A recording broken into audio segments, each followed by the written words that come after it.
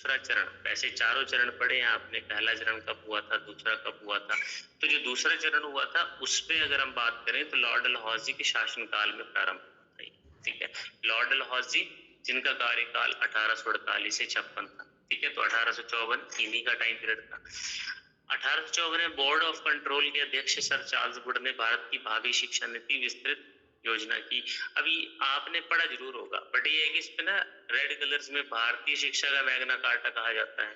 सो Magna carta originally sign कब हुआ था, और मैंने इसके बारे में डिटेल में डिस्कस भी की थी। याद है किसी को कि कब हुआ था साइन मैग्ना कार्टा? और 1215 में सर। हाँ में साइन हुआ था, बिल्कुल सही, 1215 में।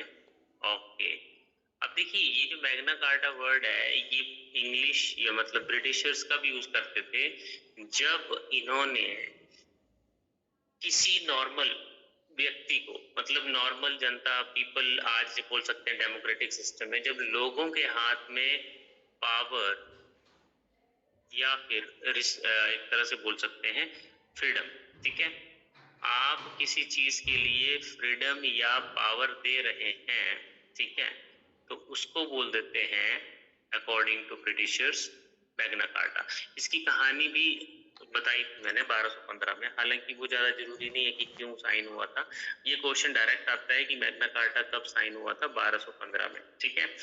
मैग्ना कार्टा का मतलब क्या होता है कि जब भी कोई हिस्टोरिकल डॉक्यूमेंट्स, ठीक है, मतलब जो ऐतिहासिक दस्तावेज, ठीक है, वो साइन होते हैं, मतलब एक बहुत बड़ा डिसीजन जो है वो गवर्नमेंट की तरफ से, हायर पीपल्स की तरफ से लोअर पीपल की तरफ, है ना, जो एक नॉर्मल व्यक्तियों के लिए, नॉर्मल जनता के लिए जो है वो पावर दी जाती है और उनको फ्रीडम दी जाती है, उसी को बोलते हैं मैग्ना कार्टा। जैसे कि हमारे कॉन्स्टिट्यूशन में फंडामेंटल राइट, उनको हम मैग्ना कार्टा कहते हैं, Magna carta of the constitution कहते हैं।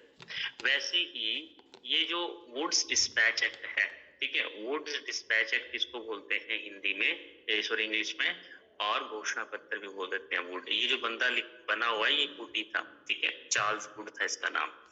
तो इसने जो सिस्टम में चेंजेस की थी, खासकर जो एजुकेशन में, वो हमें देखने को मिली। और अप्रूव किसने किया उस टाइम पे? गवर्नर जनरल थे हमारे लॉर्ड डलहौजी, ठीक है। तो भारतीय शिक्षा का मैग्ना कार्टा कहा जाता है इस घोषणा पत्र को, इस एक्ट को, ठीक है, चार्ल्स वुड, जो वुड्स डिस्पैच एक्ट भी कहते हैं इसको। अब इसकी विशेषताएं आपको दी गई हैं क्योंकि इससे बहुत कुछ चेंजेस आई थी। 2-3 चीजें बहुत इंपॉर्टेंट है इसमें। एक तो